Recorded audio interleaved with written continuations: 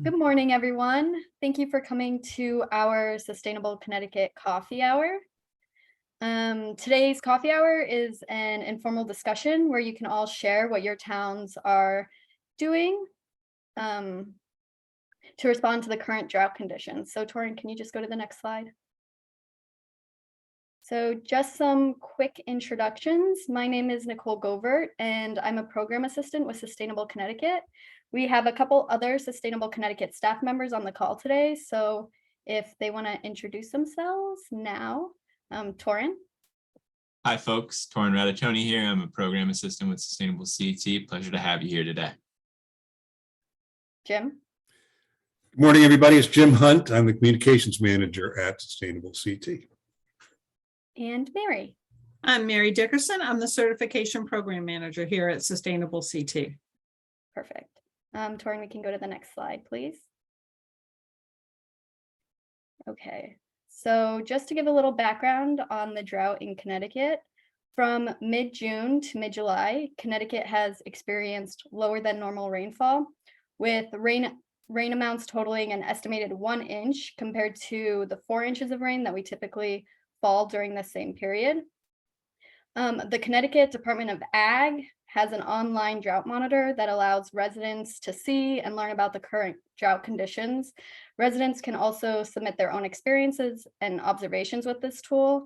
And this tool is made possible through a collaboration with NOAA, the Federal Department of Ag, and the National Drought Mitigation Center at the University of Nebraska. Connecticut has established 5 levels of drought, which are listed here on the slide. We can run through them quickly. There is D0, which is abnormally dry.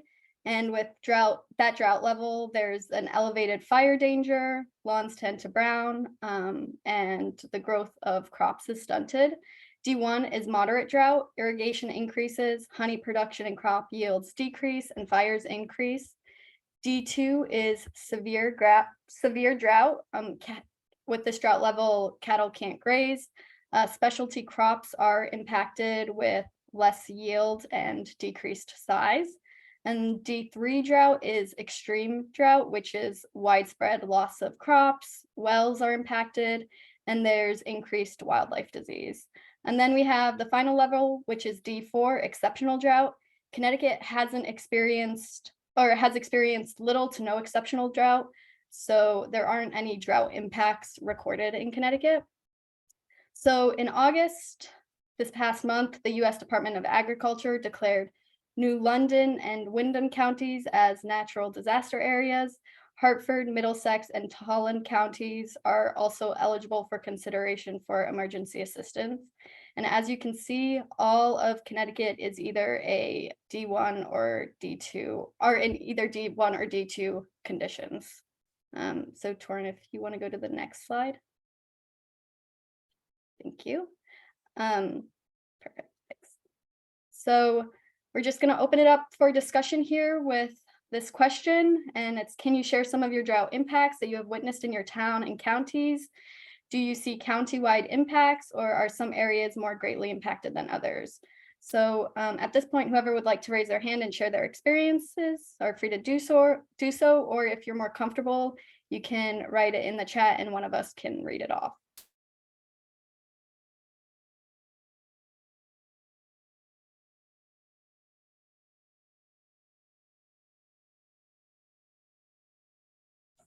I can start if you like, give me a bit of a different perspective. Of course, yeah, that'd be great. So I wanted to create, I created a flyer or some information to go out through our Bloomfield Messenger and other sources to say, you know, we are in an early stage. This is early on. Early stage drought, please, you know, try and curb your drought. Just we know anybody on there? Kim, can you mute, please? Thank you. So how, sorry, I lost my train of thought.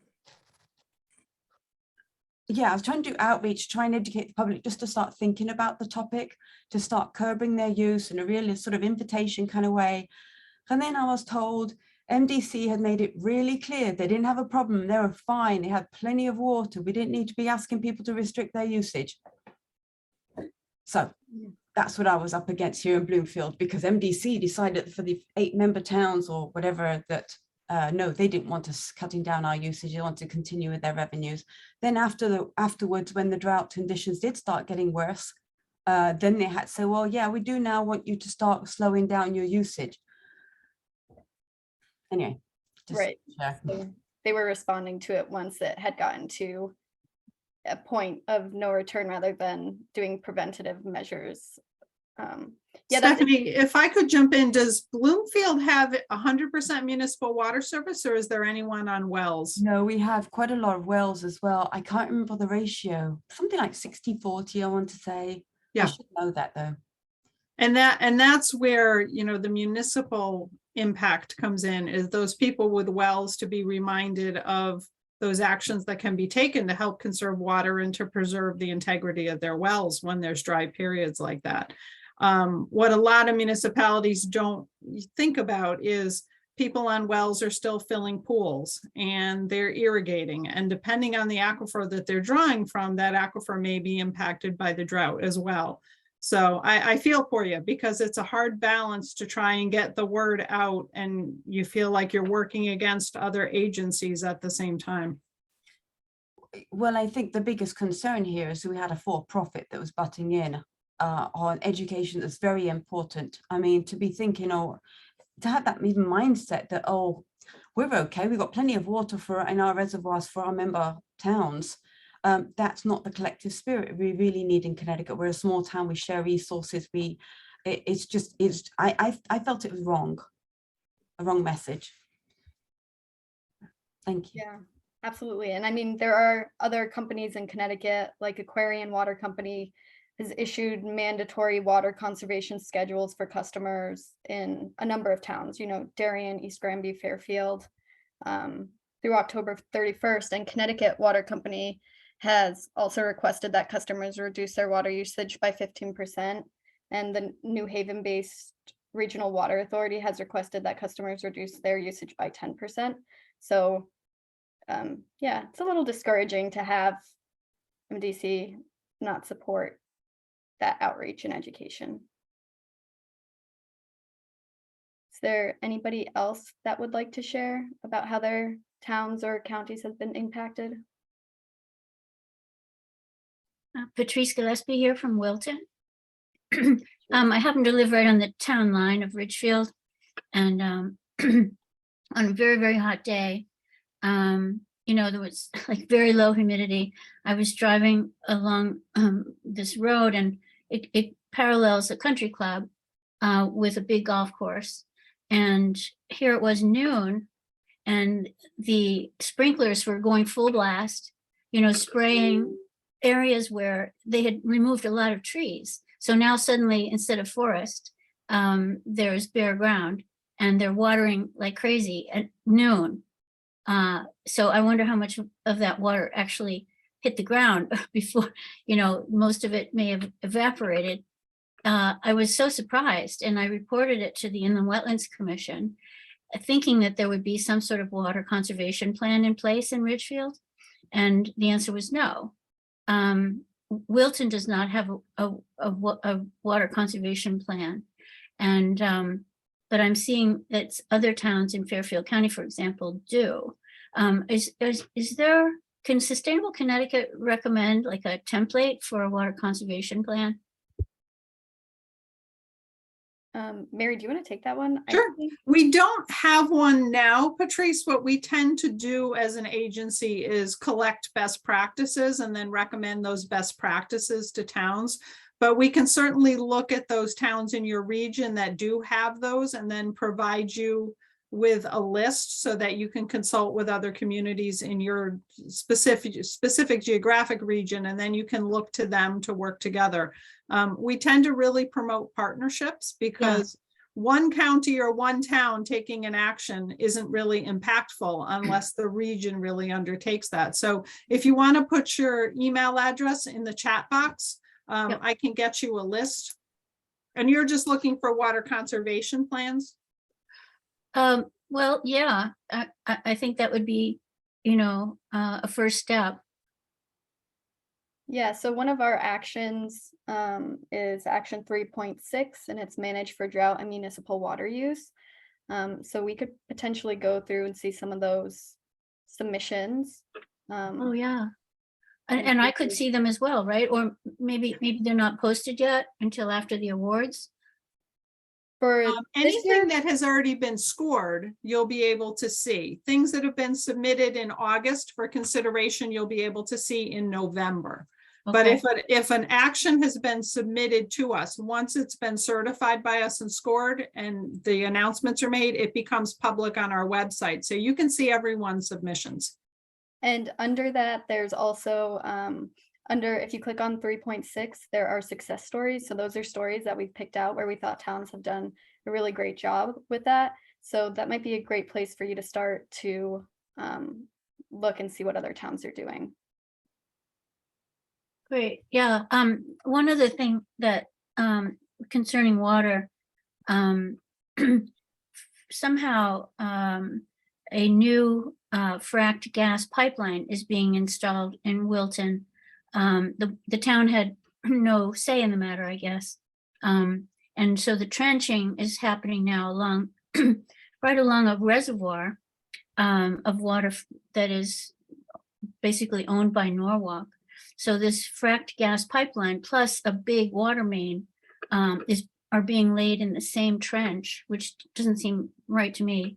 And I'm being told that the water line, which is larger than any that was there before, is diverting water from a reservoir north of Bridgeport down towards Greenwich. And, you know, we've had issues in the past about water being taken from these towns to go to Greenwich, where, you know, a lot of that water is being used to irrigate manicured lawns. And so that's another concern, especially, you know, what if Bridgeport eventually needs that water? So we're actually having an info session next month on this matter. Stephanie? Yeah, I'd like to add on to what Patrice has been saying. I actually had a phone call from a woman yesterday, and she said she's a property owner.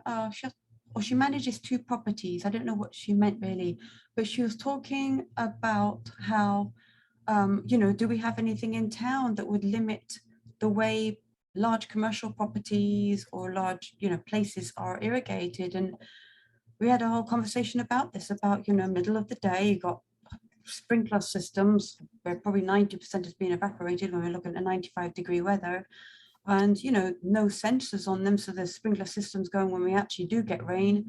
And I'm wondering, you know how you guys have these third parties, sometimes organizations that you find funding to give for free services to municipalities to help them, you know, design regs or something.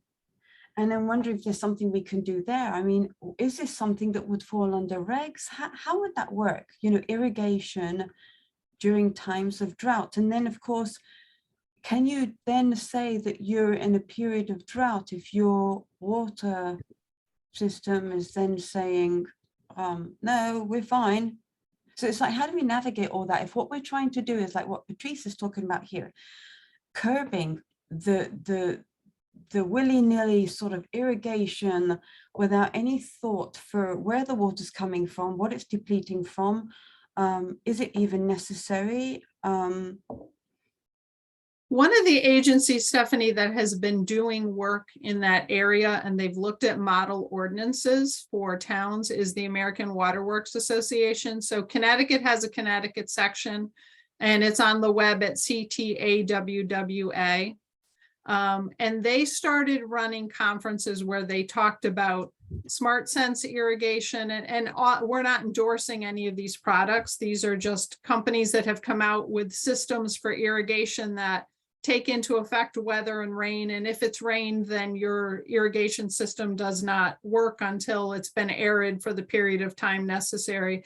And it really manages the entire system by integrating information about weather. So rather than just being a time system that your irrigation goes off every day at 11 a.m., it utilizes weather information and actual rain gauge information to make sure that you're only watering when necessary. But I would take a look at the AWWA website. They're a nonprofit.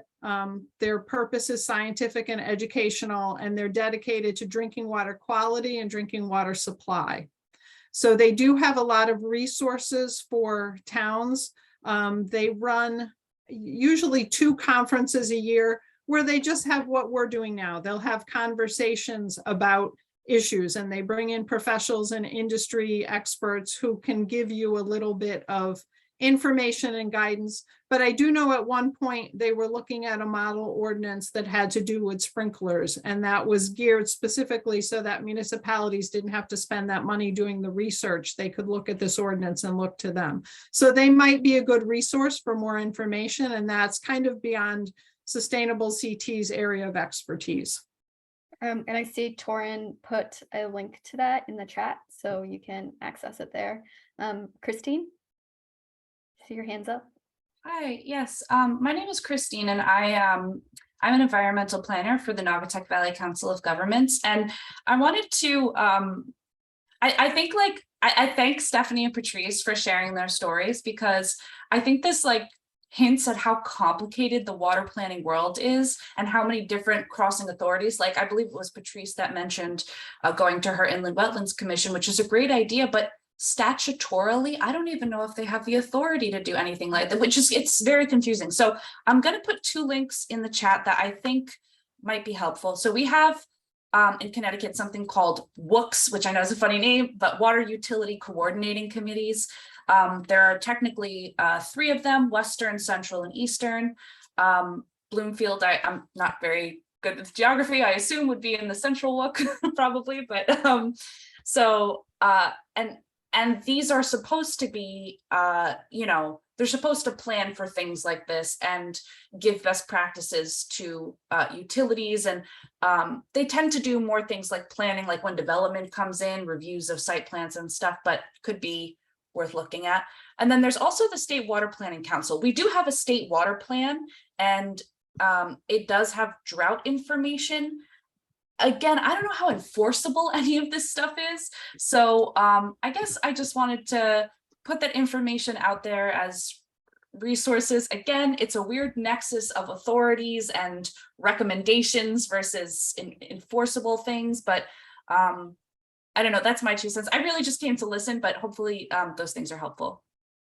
Thank you, Christine. And Christine's correct. A lot of the issues in water are multi-jurisdictional. So I asked before about wells when Stephanie was talking about what's happening in Bloomfield. And when I worked in town government, people would have a well issue. They would immediately come to the land use office and think that the town would have their records, but wells are approved and inspected and taken care of by the Department of Public Health. So the local health department has that documentation. In some towns, that's kept in the same place. In other towns, your housing information and your personal file on your home is not in the same place as the health department information. So the information on your well won't be there. And I think what's missing is aquifer information. So we can look at a specific street and see that everyone's well is between 750 and 800 feet down. You can make the assumption that that's in the same aquifer.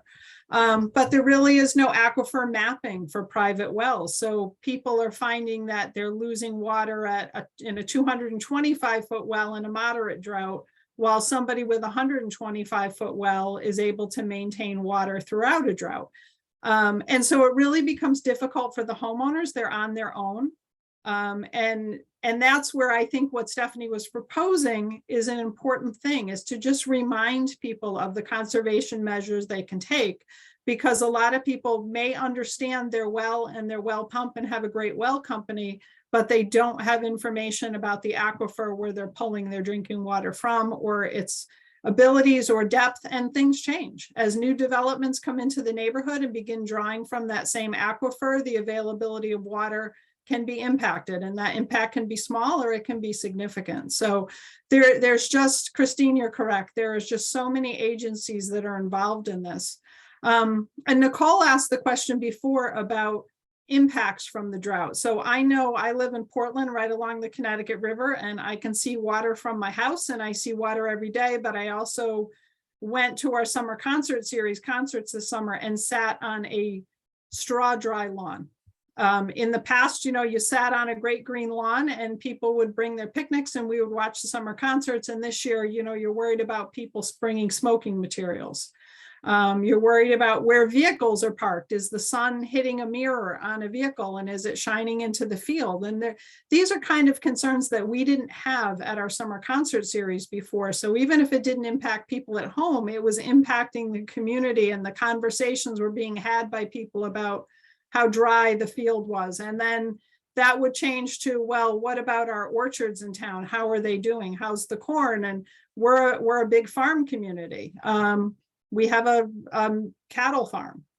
Were they able to graze? Were they feeding straw, or were they able to graze? Those are the kinds of impacts that we saw here in Portland, and we weren't in the most impacted area, right in the Connecticut River Valley. So I don't know if anybody has any anecdotes of impacts in their own communities.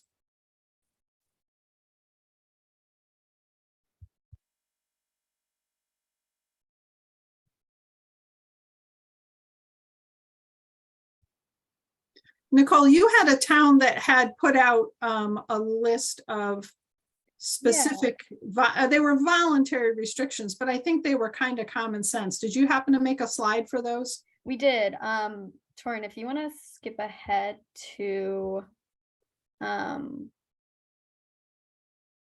you want to skip ahead a couple slides, we can, next slide. Okay, yeah, so towns and water companies are implementing initiatives to reduce water usage.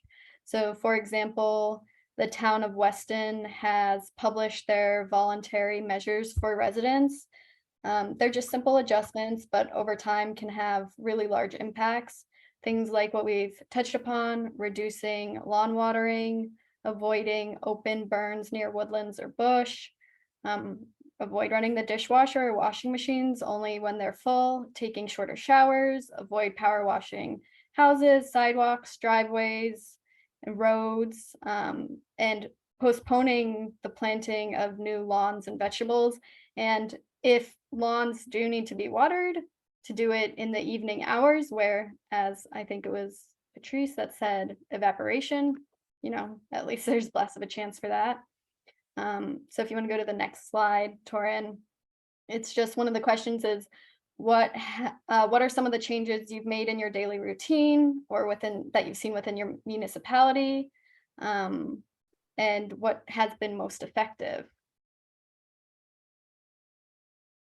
Well, I could say, you know, I was reluctant to water plants in our backyard because I didn't want our well to go dry.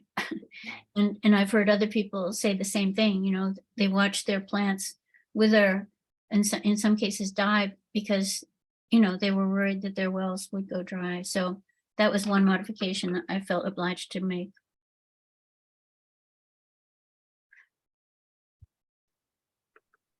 I wanted to say about,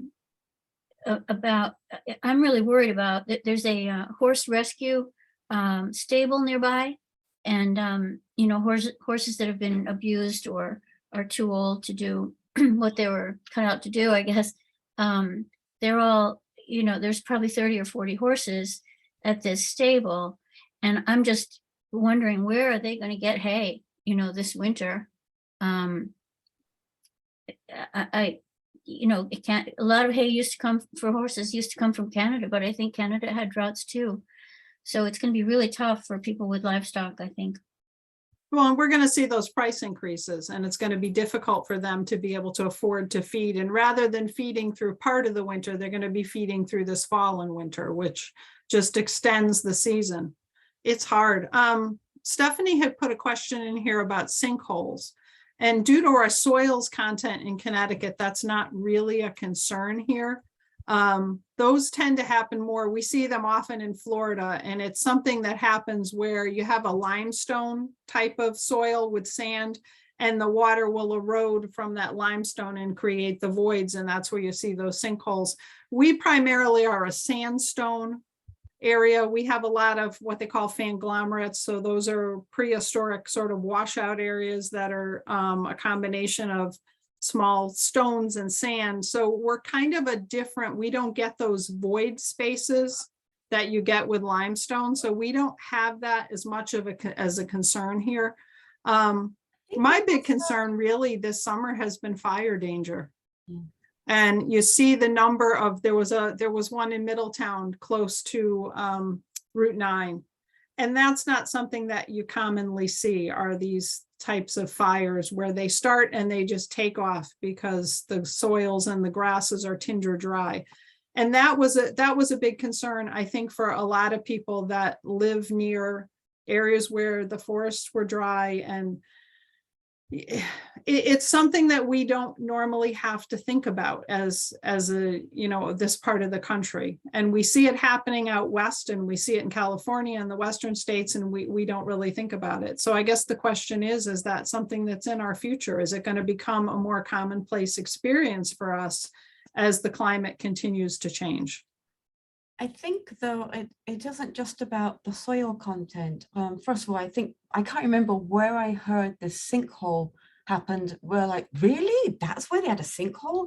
So the other thing is Connecticut actually has the most diverse soil structures in the world, just from the way the continents have crashed, collided, fallen apart. And so for a little tiny state, we have an incredible diversity of soil content. So there is no sort of norm for Connecticut, but whether or not we have limestone, I'm not really sure. But I think though, and just where we need the experts, right? If there are any experts here, it's not just about limestone. I think also when you deplete aquifers, I think you're creating voids. I think it's just a little bit more complex than that, but I'm not an expert. So. Yeah, in Connecticut, we tend to get them more from subsurface soil loss when there's been heavy rain, because the soils get washed away, and that tends to happen. We also had a fairly robust mining industry in the 1800s and very early 1900s, and we have some areas where there's former feldspar and other types mica mine. And that's where we've had them here. We don't get the big sinkholes that you see in Florida where they start to grow. We've had a few where we get them more water main breaks. We'll create smaller ones because they displace the soil under the surface and the roadway gives way. But I don't think from the class that I took that we were one of the states to see the large sinkholes that appear kind of out of nowhere like you see down south. And largely it's because of the soils that we have, and we don't have that limestone substructure. Thanks, Mary. And I see Elizabeth in the chat wrote that she agrees with Patrice. We have also been looking at more ways to use gray water around our house, which is a great way to conserve more water. Well, you know, I looked up that very thing when I was looking at my plants withering, and online I'm reading that, you know, to use bath water or water that you've shampooed in or whatever, you really shouldn't use it in on plants that are in containers. And it's not a great idea. I mean, you know, I try and buy wholesome products, but you know, the ingredients in my conditioner, I don't know how much plants like glycerin, for example. I don't know. So and it will concentrate in those plants that are potted. It doesn't have the ability to wash out. I know that RiverCog twice a year runs a water barrel promotion where they offer discounted rain barrels that you can connect to your roof leaders. And they're a great way to avoid your public water source or using your well water. Under $100 for anywhere from 50 to 120 gallons, depending on the size. They have various colors, black, white, green, so they're kind of unobtrusive. You can put them only in the back of the house. You can put them on the roof leaders closest to your gardens, but they're a great way to water. They're better for the environment. They're also, if you're on a well It provides you with an alternative source of water if the power goes out and your well doesn't operate, if you don't have a backup power source. But I know that they have been doing it, and a number of other agencies do them as fundraisers. A lot of garden clubs will do them annually as fundraisers. And they're a great thing to have, and they're a good way to avoid using your main drinking water source for watering of outdoor plants. Can I ask a related question? Hey everyone, first of all, I should introduce myself. I'm Megan Granado. I just started with the town of Groton a couple weeks ago. So don't have much intel on exactly what the town did to address its drought conditions, because I really just started. Actually, my first day of work was the first day that we had those big storms run through. But happy to be here and hear everyone else's experiences. We actually had a conversation in-house about this just yesterday. We had a consultant group come in, and they were showing us different systems for large beneath ground stormwater retention, detention. And, you know, application examples where they had put these giant, they're not cisterns, but sort of act similarly beneath ball fields, for example. And we were talking about how the state has regulations, though, on the reuse of that water. I had asked the question of, okay, well, could you use that water then to irrigate that playing field, perhaps? Does anyone have a good understanding of what the state does and does not allow with the reuse of stormwater? So I know Portland has a town park with a splash pad, and we needed to get the system certified so that water is reused to irrigate the fields, but the water coming in is chlorinated and filtered before it comes into the splash pad. So that water is held in holding tanks, and then it's used to re-irrigate the fields. I know there were several issues because they didn't have regulations for splash pads. They had regulations for pools. And it is kind of a complicated system, but so it would depend if your holding chambers are going to be holding chambers or infiltration chambers. Mm-hmm. Some towns use them where there's a period of time that the water sits in there, but eventually it does infiltrate through the soil slowly to prevent any kind of, you know, mud situation if they're ball fields or if it's a park. But I would definitely talk to the state about that. I know there are regulations. And we here in Portland went through that process to be allowed to irrigate through the water that had been used for the splash pad. So you should be able to do that. Okay, thank you. Mm-hmm. Thanks, Mary. Is there anybody else who would like to share what they're doing or what their municipality is doing? I got something that I'm hoping we might be able to have more of a conversation on, like collectively, is when we go to do new construction. So something I'm exploring is putting in one of those little separate sinks, you know, washing vegetables and fruits and stuff, so you're not sharing the sink with the one you do all your dirty dishes in, just because I got the space first of all for now. Anyway, don't need to get into the whys and wherefores, but I'm thinking with that sink then, it's really clean water going down pretty much. So I'm wondering, I've been working with my plumber to see if he can create a system where there's sort of a little diverter underneath, where you can have it go straight outside, you know, just like a gutter system would, or because I don't want to be, you know, washing my fruit into a container. I did that for many years, and then I take the container outside, slosh it all over the kitchen floor to get it out to the landscapes. Like, there must be a way where we could do this. We're at the point of installation. I mean, I'm sure we can do these things for retrofitting, but I think at the point of installation, it's so much easier. You're already spending a lot of money for installing these things. So having this thing be a conversation is like when you go to remodel a kitchen, for example, or put in a utility sink or something like that. Just think about, you know, so there must be some experts out there like, this is how you would do it. This is exactly. I just thought that's just something I'm exploring on a personal level anyway. Well, I think there are, Stephanie, a lot of resources. We tend to be New England centric in our thinking. We look to our neighboring states, Massachusetts, Rhode Island, New York, but I think we really need to look west. Arizona, California, Colorado, Utah, they've been doing this for years. they live in an arid climate and they're very aware of the fragility of their water system, and that has become even more apparent there this summer. It's common that all of the appliances that you would use and install, whether they be bathroom fixtures, kitchen fixtures, or your dishwasher, washing machine, are the most water efficient that they can be. And so the technology is there. It's, it's right on the other side of the country, but we haven't adopted it here because we haven't needed to. But I think what you're probably looking for, you could find from somebody who was in that business in Nevada or Arizona, and they would be able to immediately tell you how and what you need to accomplish that.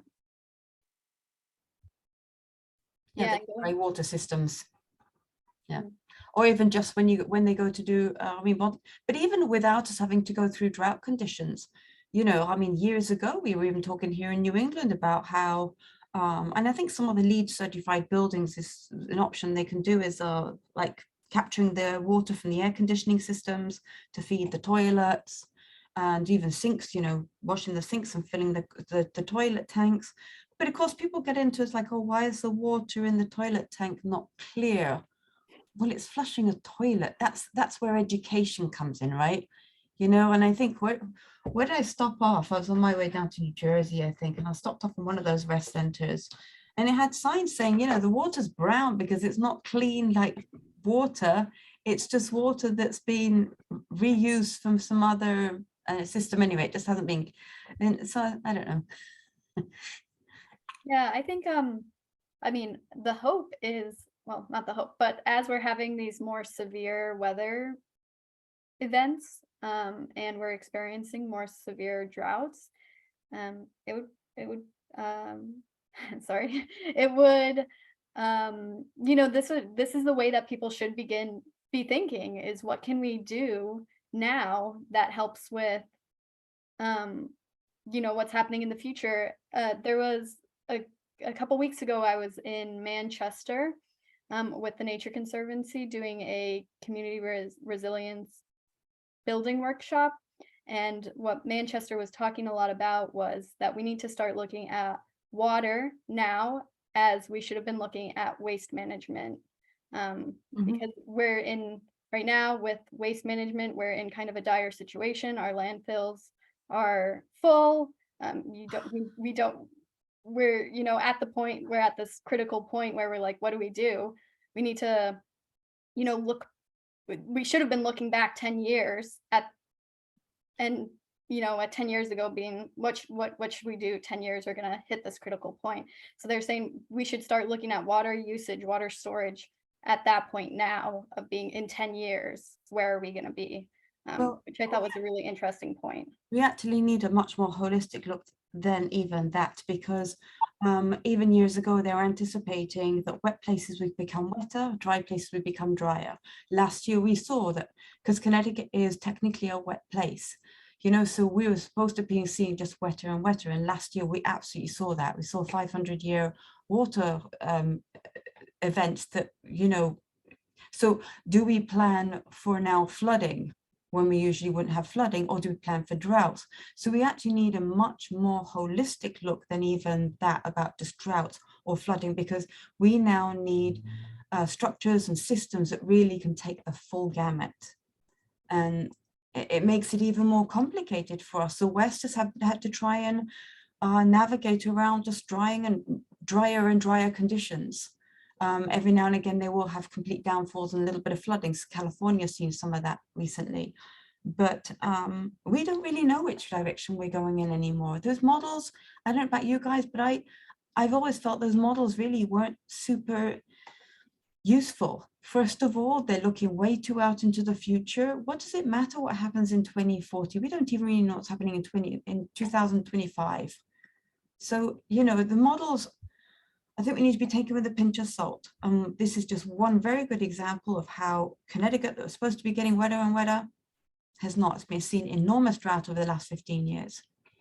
At our house here in Wilton, it didn't rain for weeks, like late June, July. And then finally when it was supposed to rain, I put out a 5.5-inch deep dishpan to be my water gauge. my rain gauge. It was overflowing in 24 hours. So it rained over 5 inches in 24 hours, and then it didn't rain again for weeks. I mean, it was nuts. You know, I was watching the radar, you know, and I would see little blobs of thunderstorms going north of us or south of us. And it was just awful, very stressful. I mean, it was depressing. Psychologically, it took a toll. I grew up on a farm, so drought costs energy, you know, in worry. Well, and then there's these follow-on impacts that we don't think of. So here at Sustainable CT, we're big on the pollinator gardens, and they've been great projects for our communities. We've seen some fabulous, just groups of people come together to do something good for the community, good for the farmers. And then we were seeing the pollinator gardens die off because they're in locations where there wasn't water available to water them. And I've heard others talking about going out to water their flowers, and the bees immediately show up after they leave to drink the water off the plants they just watered. So you don't think about kind of the ripple effect of this. And we're talking about things that happen to us. We're concerned about fruit being smaller or corn being smaller, cattle having to be fed long-term. But you know, we've done so much work to try and restore and support our pollinator population. And an event like this may have an impact that we don't see until next season. Going back to, you know, some of the things we can do, I was at a restaurant recently and they didn't put water on the table. And it's a simple thing, but you're used to sitting down and having a glass of water waiting for it. They only give it to you if you ask for it. And they were on a well, and it was a water conservation measure for them, was to only put water out on the table if the customer asked for it. And I said, how much do you save? And they said, you know, it can be anywhere from 10 to 15 gallons a shift. But if you figure they're open 3 shifts a week, 7 days a week, that's a considerable savings over a period of a month for them.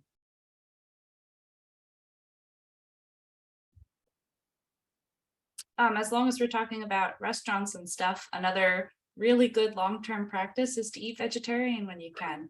We spend a lot of land, money, and of course, in, you know, for this discussion, water, trying to grow crops that we feed to animals that we then eat, rather than, you know, just watering crops that we eat ourselves. Just adds this whole extra step, not to mention the water that these animals drink.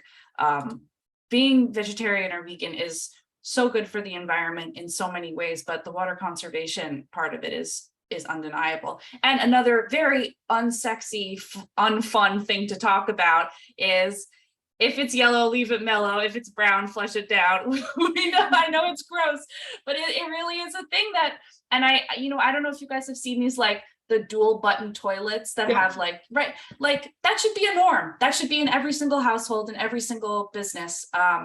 You know, I know these are not like fun things to talk about. Nobody wants to give up their hamburger, but I mean, you know, like these are also sort of like systemic changes that you kind of need to start thinking about. And especially things like, you know, your diet, that doesn't just affect Connecticut. That's also, you know, the breadbasket where they're growing these crops and stuff, where they do have more issues with droughts and stuff.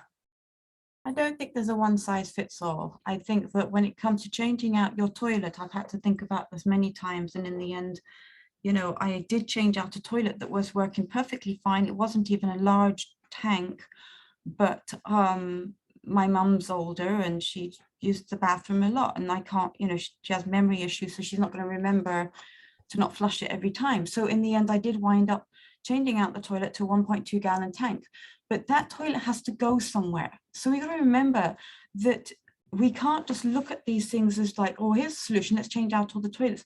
What do you do with all those toilets? You know, I don't want to get into the whole waste topic, or you don't even want to get me started on that one, so sorry. But we do need to think about entire systems. Everything is within a system. So when we're trying to resolve one problem, but then we're creating another one, have we really resolved the problem? So I think we need to look at each case independently, each situation independently, even down to, I would love to disconnect some of my gutter systems so that the water just runs straight off the roof in a uniform way. I'm not going to be standing under there and when it's torrential downpour anyway, but that would only work if you've got some sort of system underneath that could take that water in a big rainfall, right? Because you know, my leaders are getting overflowed when there's a big rainfall. So, but I can't look at that whole house in a uniform way, like I'm going to disconnect all the gutters. It depends on where and what it looks like. So what I'm saying is that we need to look at all situations in a very holistic way and be careful what we're changing out and what we're throwing into the trash in order to change out to make other improvements. And there's an economic impact in that people have, especially with the price of houses increasing at the exponential rates they have, people want to make efficiency changes, but they financially can't afford to do so. And I think of things, we bought our washer and dryer 20 years ago. It was a Fisher Paykel from New Zealand, and it uses 2.4 gallons to do a load of laundry. And that was very appealing to me, was to be able to save water. 20 years on, thank God it's still running, because I couldn't afford to buy a new one if I had to replace it right now, especially with the shipping costs and things. So I think a lot of people, they want to do the right things, but going and refitting the fixtures in your home or replacing appliances is just not financially feasible. And that's where, Stephanie, what you were talking about before, coming up with these suggestions. And a lot of times they're not a big impact independently, but if everybody was reminded of the small actions they could take, we're big on saying, you know, small steps, big impact. If all of us are taking these small steps to conserve, if we're using rain barrels, or we're making sure we only water at night, if we stop power washing, if we do use the dishwasher and the washing machine only when they are completely full, if everyone was taking those small steps, we would see a bump in the conservation of water. And that's important. What we can't change is the weather. And so the forest fire danger is real. We can't go out and, you know, water the forests. We can't help the farmers if they don't have the ability to irrigate. We can't help the farmers with feed costs, because those are going to be exponential. I do worry, one of the big seasons here in Connecticut for our farmers is fall and the harvest season. And I worry about the fruit harvest, and that goes into the cider industry and all of the different companies that make pies and that bring people in for the fall to pick apples. Is that fruit going to be there in the quantity that it has been in past years to help them recoup some of those losses over the 2020 seasons, where they really missed out on having people in person, in their fields, in their shops? There's a lot that we can't do anything about and quantify, but if we can save in our own homes, it's great. Stephanie, you had said that you were trying to do outreach and education. How was the response from the public? Did you get to that point? No, because that was it was through the Bloomfield Messenger, and I wanted to do some our outreach fair just never materialized. So there were some problems with the whole design, and yeah, won't get into that. But really, a lot of these topics, we're really talking among the same 5% of the population. And I think, you know, it's like with everything, we really need the masses to come on board and make a difference. And it's just this consistent problem we have, is how do we get the masses to listen and to act? You know, those of us who've been living like this and concerned about this have been doing this for years. But, you know, while there is more awareness out there, I really don't believe it's translated into any mass action of really making the changes that we need to make. We're still like a train wreck, what we're watching happen. And so I do believe I started to shift my own thinking. I think there are certain things that have to be mandated, because we no longer have the time to try and bring people on board voluntarily. There are certain things like, for example, banning the sprinkler systems during a certain period of time, have people hand water by hose. Torrin, you're shaking your head. I think I'm nodding. Sorry. I'm trying to listen. I'm sorry. I'm definitely agreeing with you, Stephanie. Do not worry. No, you don't I'm need to agree. I'm interested in what you didn't agree with, but you're saying you did. Oh, no, just actively listening. I got you. Sorry about that. Sorry for the miscommunication, non-verbally. But you know, I think this is where discussions come in, is it's actually disagreeing with each other as well, right? It's about the discussion. So Patrice, do you have Yeah, sorry. Oh, yeah, once upon a time, I was employed by the Sierra Club, and they paid me to go to all of the codes and standards committee meetings. And I remember the committee being asked, should we make part of Connecticut's building codes, should we include a requirement for dual flush toilets? And there was much discussion on that and other things. And they were like, no, we shouldn't do that because some manufacturers don't make dual flush toilets, and we wouldn't want to, leave anybody out in the cold, right? Well, every toilet manufacturer should make dual flush toilets. But, Connecticut has been very slow, and I think that's changing in adopting the International Energy Conservation Code. I put it in the chat. And, there are states in New England that use the brand new codes as soon as they come out and pass additional provisions so that certain aspects of building codes are actually better than the federal or international standard. And those meetings are among the most boring meetings on the planet. But I remember getting a green builder to go to one of the meetings and speak on behalf of the Sierra Club and say, look, I'm a builder, all of these energy efficiency and water conservation things, I don't build any buildings, any houses without doing that because it saves people money in the long run. And so, I don't know the status of Connecticut's building codes right now, but like I said, they have been slow in like 3 to 6 years slow in adopting more energy efficient and water efficient standards. Sad to say. Yeah. And that might be a way that, I think a lot of us deal with outreach. I know at Sustainable Connecticut we do, and VCOG, Christine, I'm sure you do outreach trying to, educate the population, and Stephanie, it sounds like you do. That might be one of the ways to market, conservation and water usage in the future, is that it is economical. It will save you money in the long run. Mhm. Yeah, I don't know if we're kind of getting close, so I don't know if anybody has any final thoughts that they'd like to share. I don't want to keep people longer than 11 o'clock.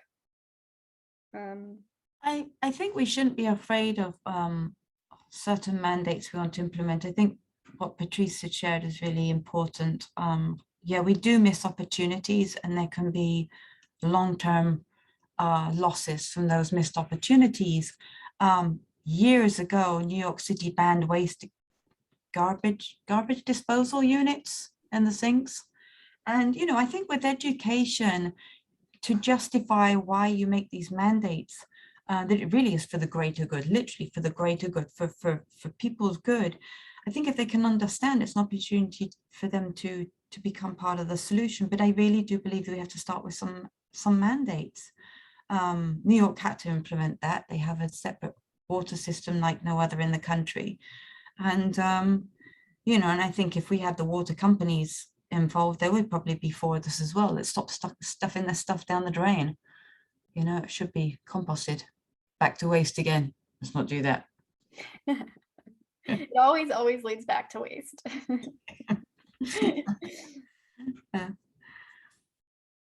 Thank you, everyone, for doing this. Thank you all. Yes, for thank you sharing. so much. This is great.